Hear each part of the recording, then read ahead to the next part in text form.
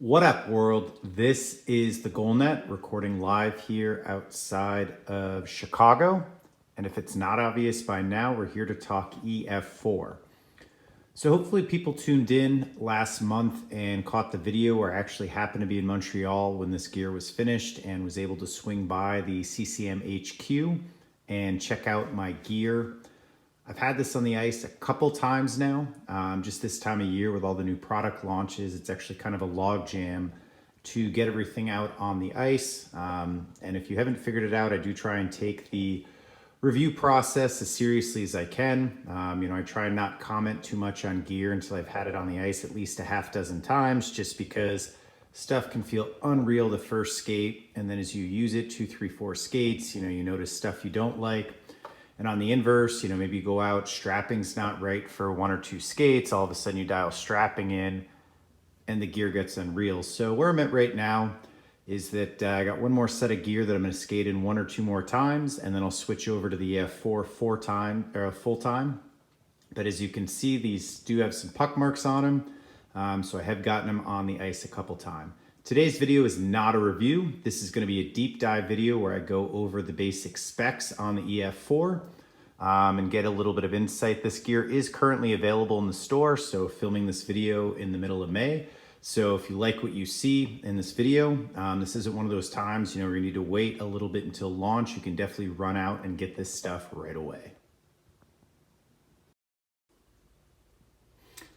So first things first, and this is something that I think I get the most questions on when it comes to EF4, and it's what's up with the graphic. So what happened is CCM has added some textured zones inside basically the 3 kind of triangular darts. So we have this one that heads down, we have this one that heads up, and then we have this one here down at the boot. And these textured zones will actually come defaulting to the same color that you get inside. So you're not gonna get like a red zone with blue lines or anything like that. And the purpose of this is just as new technology allows for new materials, new patterns, is it's just one more way to add some depth to this graphic. And it's something the first time I saw it on, I was like, huh, that's different, and honestly couldn't make heads or tails of it. And like most new things, things that are different look different the first time you see them. And that was last year. And after I ordered my gear, I can't say enough about how much I think it really does add some texture and some pop. And that was one of the things I really went for. You've probably heard me say this many, many times, but cut and sew graphics look sick because there's craftsmanship in it. And there's a lot of depth in it. And for companies out there doing printed graphics, just the kind of endless possibilities and the technology around digital printing, I think are really cool. So they both have their strengths and their weaknesses. But in this case, the weave transitioning into the gold speed skin, into the red speed skin, then we have red weave, and then red Gen Pro actually behind the weave there. I just think this gives the pad so much depth and so much volume when you look at it that, kind of doing a 3-color set with mostly red and then some black and gold accents, it could get kind of boring. But as you can see, at least in my opinion, we just have a lot of pop and a lot of depth in this graphic. So I'm a huge fan of it. Like I said, the kind of pinstriping there just really gives it a little bit something different. And it's one of those things that we haven't seen yet. So I'd be kind of curious to see as new equipment rolls out over the next couple of years, if anybody else goes in this direction. So one of the other first things hopefully you'll notice is that one of my custom specs I ordered is a no break outer roll. One of the future videos you can expect to see from me is a head-on comparison of P2 and EF4 with very, very similar specs. So I didn't deviate too far from what the retail stock is. And every single option I have is available to people via the customizer. Feel free to check out my CCM customizer video if you'd like to see some of the different options. And these pads were made in the offshore factory. So again, nothing here that your average person cannot get at retail, but there are a handful of changes. So I like a stiff pad. That's definitely one of the things I've learned doing TGN. So I also like a good S-curve, so I went with a double brake core and no brake outer roll, and that's where you can see we've got no brake, and that's exactly the same as I got on my P2. The other thing that I think I most noticed besides running to check out how that kind of pinstriping detail looked in person after I opened the box on these was the boot brake. And this is probably the softest boot brake I've ever seen and I have ever used. So pretty crazy. And this is the deep ultra soft option. So if you're watching this video and think maybe that's a little bit too much for me, they do have a deep soft option, which will be a little bit stiffer than this. I haven't personally used that option, but it's definitely something there for you to consider.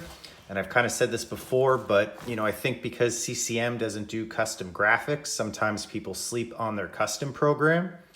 And in terms of the available options they give you and how they're all kind of performance oriented, I would put CCM's custom program up there against anybody. There's very few options I could think of I'd love them to have that they don't have. And again, this is that ultra soft boot.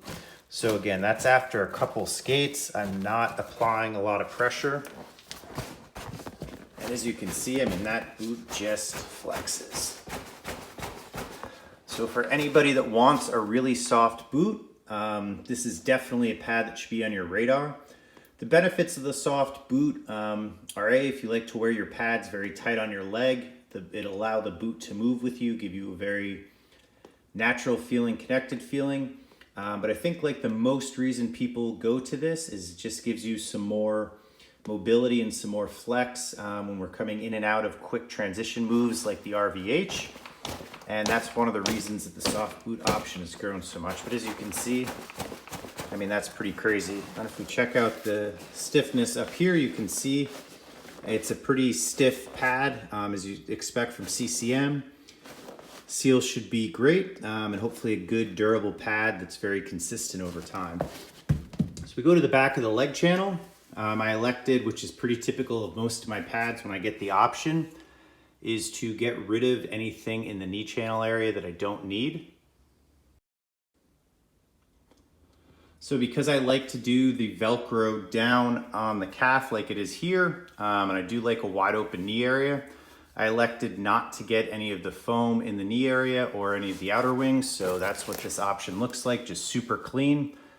Nylon exposed where your knee pad will touch or your hockey socks. And then we have the CCM 3D knee landing, which is the same technology that's on the P2.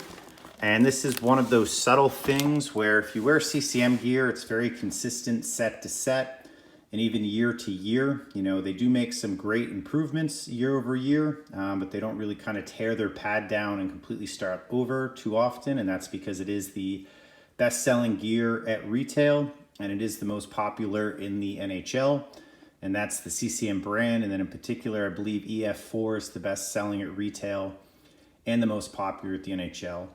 And where I'm going with this is that CCM gets a lot of the little stuff right, and that's like the knee block. It's just a really good size knee block. The seal on the ice is really well, and it really walks that kind of balancing point between being soft enough that when your body lands on it, it's cushioned, you don't have pain, it's not gonna cause negative impact on your body, but it's stiff enough so that we get a nice seal. Believe it or not, if you get knee blocks that are too soft or too squishy, that can actually affect the pad seal. And that's one of the little things, among others, that CCM gets right. And in my opinion, it's probably the reason that they're so popular with the pros, is that, just the little things around seal, comfort, things like that are the areas that CCM really excels.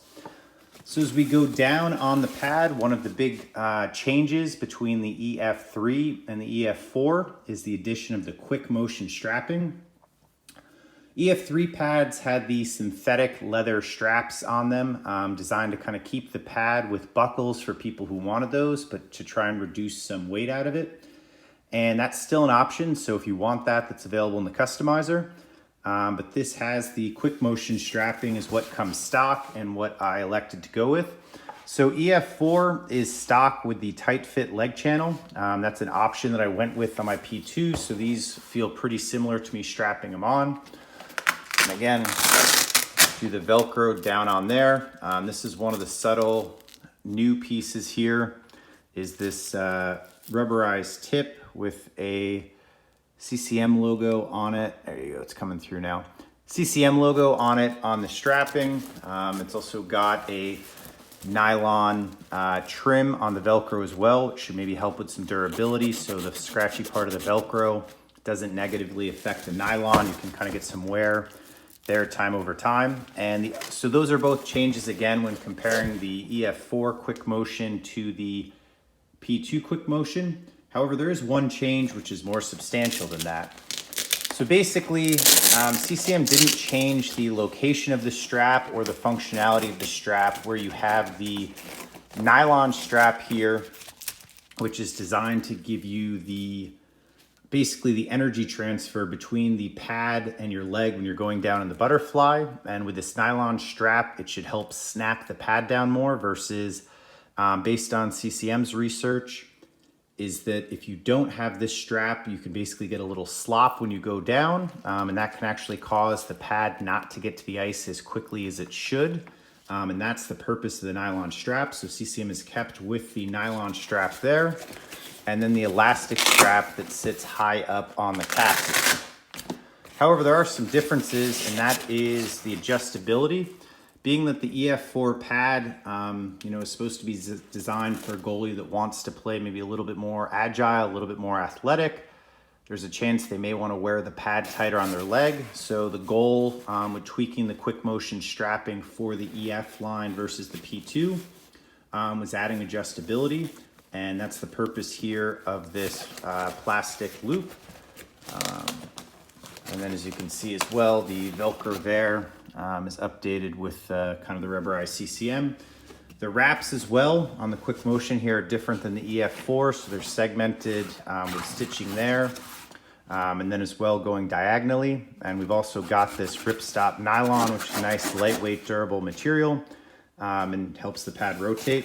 If you want to go classic, you can get Nash inside this center portion of the leg channel. So one of the things you can look forward to in a video that'll probably launch in 2 to 3 weeks is the EF4 P2 comparison. And there's some stuff I will dive into at that point in time, and I will go side by side so that you can understand the differences between the EF4 quick motion and the P2 quick motion.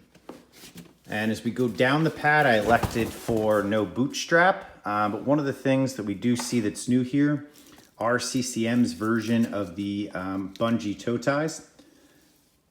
Use these for a couple skates. In full disclosure, I will go back to my pro laces once I'm done with the testing period. Part of that is I got to design my own product, so want to support that.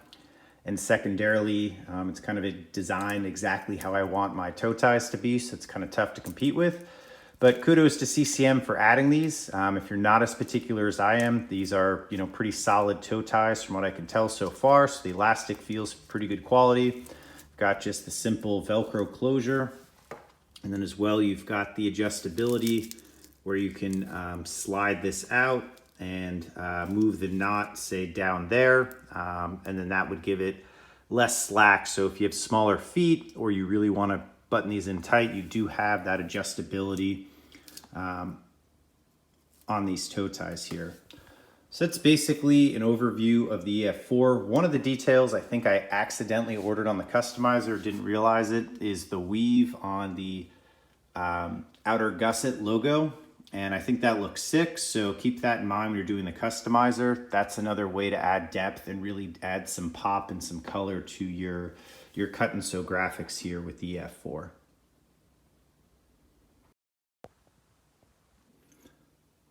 Aside from everything on the outside that we've just covered, one of the other key technologies on this pad is the dual light core. That is different than the core on the Premier 2. Unfortunately, I don't have pictures of the cores or some independent cores to show you. But that's one of the things that I think is key too that can maybe get overlooked at times, is that people think, oh, the goalie pad is the knee rolls or it's the strapping or whatever. And to me, that's not it. The knee rolls are a function on a goalie pad. The strapping is an option on the goalie pad. Really what the goalie pad itself is the core. So please keep in mind as well that the EF4 is not just like a more flexible Premier core. It's actually its own different makeup construction again, which is what CCM calls the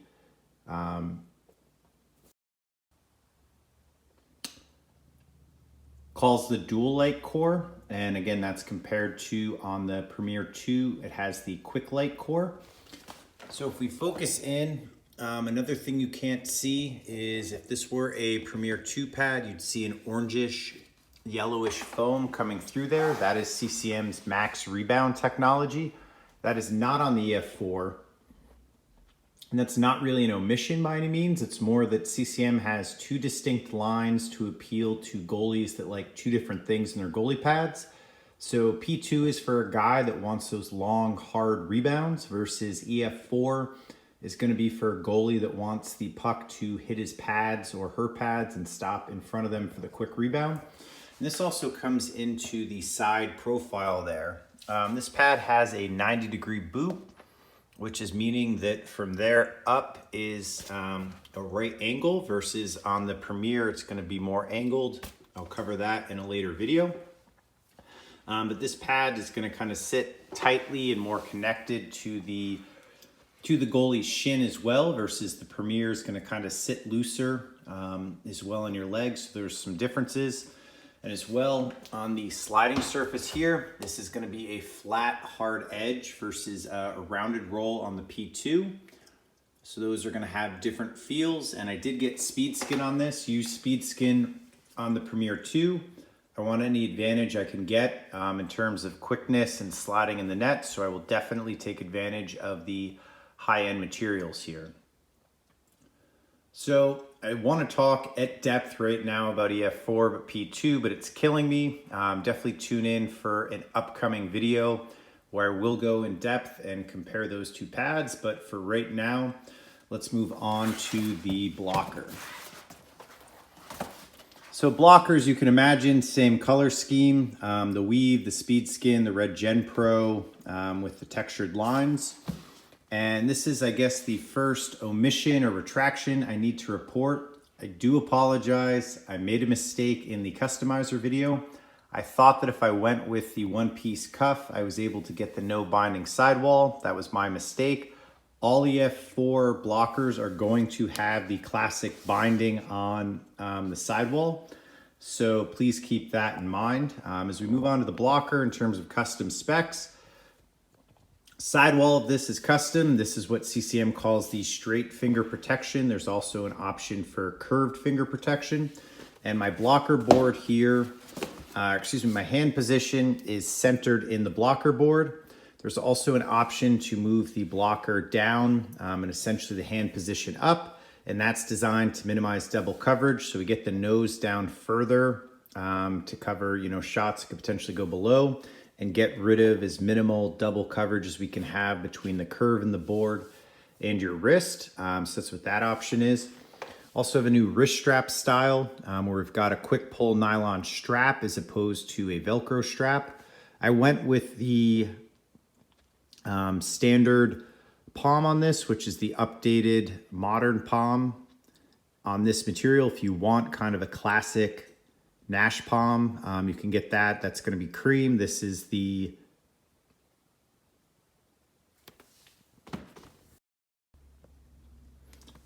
Sure Grip material. This also has good ventilation with the mesh. And then probably my favorite feature, kind of a sneaky feature on the CCM blockers, this applies to P2 and EF4, is the orange foam there. That is D3O.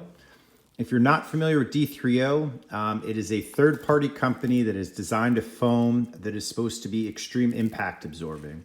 So basically what this means is if you had a piece of D3O that was 1/8 of an inch thick and a piece of like EVA foam or traditional like cream mask foam that was at also 1/8 of an inch thick, the D3O should be able to absorb more energy than those foams, and that translates to pucks slowing down before they hit your fingers and hopefully minimizing the impact. And as you can see in terms of protection, we've got the blocker sidewall, we've got the straight finger protection, we've got the floating finger protection there, And then we've got the orange D30. So if any pucks do squeak through there, you've got really great protection. So huge fan of that.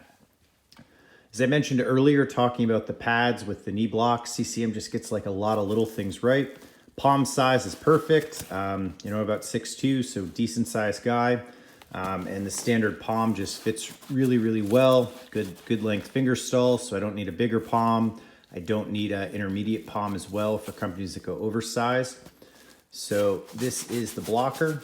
On the inside, we have the gray Nash as well, so that's very comfortable. I think the only option really, or maybe there's another couple if I try and think hard enough, but as I mentioned earlier, CCM's custom program is awesome. They've got like every possible performance related option you can think of. I think the only omission for me is I'd love to see an option to get some thicker padding in here and maybe call that like tight fit blocker or something like that, just to get that really snug feeling on your backhand, and then as well kind of push the board away from your wrist as much as possible for range of motion. But that's pretty minor, and I'm probably in a minority of goalies that necessarily ask for that, but that's just something that as I've tested all the different gear, I've become a huge fan of. So in terms of custom options, this is the one-piece cuff. So if you walk into a store, you buy an EF4, it is not gonna have this cuff on it. This is what your stock retail P2 will have. The two-piece cuff will not have this piece right here. So your hand would essentially go up against the back of the nylon board. And then on the right-hand side here, you'd have a little piece of Gen Pro and some lacing that you can adjust. So essentially, we can imagine this piece kind of not being there and stopping it there. That's essentially what your two-piece cuff looks like, which is stock. I ordered this basically to try and get the one-piece sidewall. That was my own mistake, but I think I used the P2 more than any other gear last year, and I struggled with it at first. This is just kind of a good story about getting patient and comfortable with your gear. Actually, by the end of my time with P2, I got really comfortable and really used to it. And I found that loosening it up and putting the Velcro kind of back here, you're able to get a really wide opening. So I get that good range of motion I want with the wrist. And you can see how easy that took me 1 second, one-handed while holding a cell phone. And I was able to adjust that. So good range of mobility. And one thing I do have to say I personally like about the one-piece cuff over the two is I do think it's just a super clean look without the laces dangling. So that's what this option is. And if you want to, because you want your blocker to feel very connected, you move the Velcro inside there. Those two pieces will touch and this wrist area will feel much tighter, much more connected with you. So again, everything's stock on my EF4 blocker, except the wrist. If you want to change things up, you can get the Nash palm, the curved finger protection, or move the hand placement on the board. Let's just take one more look. Again, the weave, that speed skin with the striping, the red weave, and then inside that triangle with the striping is the traditional Gen Pro. And you can see side by side what those three different materials in the red all look like. The point of the kind of striping pattern here on the speed skin is that when it's on the goalie pads, it's designed to help you slide faster. So last but not least is the glove. So about the only option I don't like, when I try to keep things as close as I can to retail, but obviously when there's free customizer programs, you're crazy not to take advantage of something that, is gonna make you like the gear more. You got to get over that instant gratification of walking out of the shop with the latest gear. But if you're going to drop $3 grand on a set of pads, you're crazy not to pump the brakes and order exactly what you want. So I don't like that kind of finger to thumb style closure, baseball glove style closure, it's also referred to. Every goalie company makes that style break. In CCM world, it's called a 600. That's not to say it's a bad design. I just don't catch pucks well with it. It's probably as simple as I've never used one of those gloves for more than a month or two at a time just because I've never gotten comfortable with it. Versus 580 is something I've used on and off over the last few years. And I think I do prefer the 580 a little bit over 590. That doesn't mean one's better than the other. Again, it's just a preference. But the second I tried this glove on, it was like a homecoming. So really excited to get this out on the ice. And as I just kind of did the analogy of fingers to thumb, 580 is kind of like all hand closure. So I close the glove with my fingers more than engaging my thumb in the process. So this is the 580. So gotten this stuff on the ice a couple times already. And the game ready break on this is great. So the only thing I do after I skate is basically tie the glove up and then I'll skate with it. And after the next skate, I'll push something to basically stretch the glove open. And this is only after 2 skates, and this game ready works really well. This is an area that I feel like the competition has really gotten stiffened on for who has the best game ready break. I haven't steamed this, I haven't baked it, I haven't done any of those methods, and I'm getting really good closure out of the 580. So really happy with that. One thing I've had confirmed by basically all the different companies I'm fortunate enough to talk to is that most of their pro guys do get a game ready break for games. And being that half of my ice slots are games, and also how often I cycle between different models of gear, I gotta be comfortable that I can get out there and close the glove when I use it. So that's why I opt for the game ready. As you can see, 580 and D30. So if you can remember more traditional catch gloves, there would actually be stitch lines kind of right here in a half circle shape going all the way through the palm. Those are the older style gloves before the D30. Now that we have D30 in here, in this triangular section here is actually a piece of that same orange high impact absorbing foam that I'm showing you here on the blocker. So that's designed that if you don't catch a puck cleanly and you get it in the palm a little bit, basically the D30 should help minimize stingers as much as possible. So in terms of custom options on this glove, I went with the leather strap. If you're ordering custom from CCM, I strongly encourage you to take a look at it. Really the only downside is that mid-game, it's not as easy to kind of flip your glove off of. But other than that, all the other pros to me outweigh the cons. You figure out that you want it on the 5th or the 6th hole every time, and you get very, very consistent strapping where the glove should have the same feel, skate over skate. And then aesthetically, it's also a nice, clean look. You don't have the strap dangling out of your glove. And then lastly, once the strap loosens up a little bit, it's going to kind of set into place versus the nylon strap where I feel like just skate after skate, those things constantly loosen up. They don't stay in place as well, once they're old versus they're new. And this leather strap works really, really well. I had that on my 580, or excuse me, my P2. So I can say with confidence, it should be great here on my 580. Another custom option was the skate lace. CCM has red skate lace with the black fleck. That's an awesome detail that really adds to the aesthetic look of my glove. And I went with the single T. The double T will be stock. And I went with +1 on the pocket. And again, this just comes down to preference, but I prefer a single T because when the puck hits that center spine there, it's really got some good tactile feel, I think, versus a double T. But my glove spec, I think, is technically not legal in the NHL because the +1 means that it's too deep. But again, in my world, it's not an issue. So I will favor a single T +1 pocket depth over a stock pocket depth double T any day of the week. So if you've seen me get the single T and wondered why, that's why I always elect for that option. Kind of there's some features we go through on the glove. Inside the glove here, we've got that same Sure Grip material that is inside the blocker palm. You can see it's on the wrist. And then as well, inside the glove.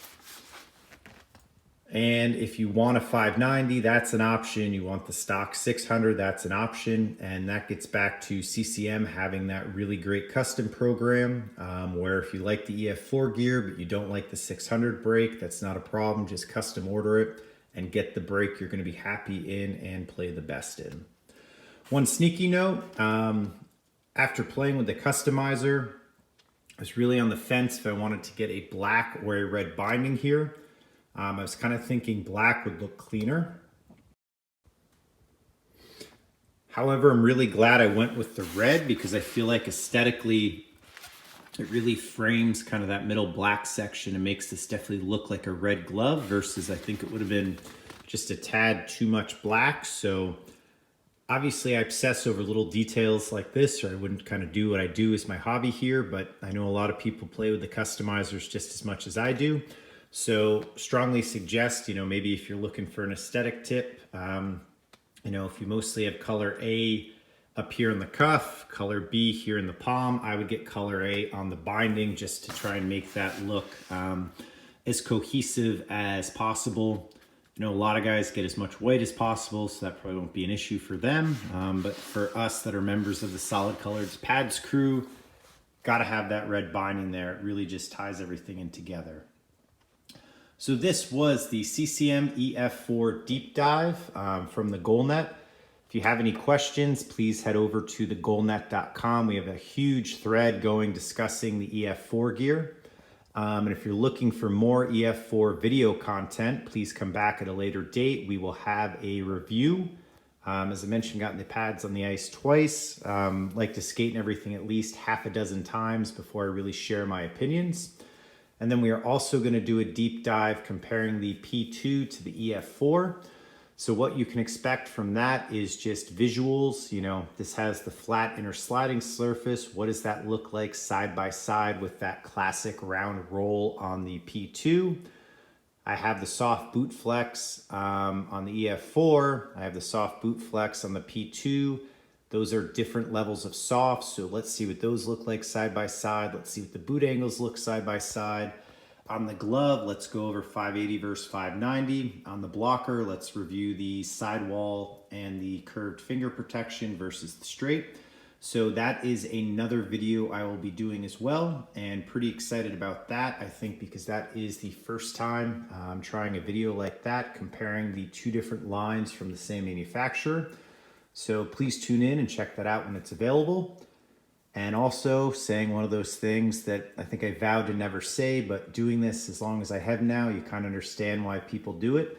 If you're watching this video and you're not following me, please throw me a follow. It helps my account grow and that helps me bring you more great content. But other than that, sincerely appreciate you tuning in. Check out TheGoalNet.com if you've never been there. Is an awesome resource where you can ask questions of other goalies who might own the gear you want to buy. It's free, so definitely recommend checking that out. And again, thanks for tuning in. This is TheGoalNet signing out.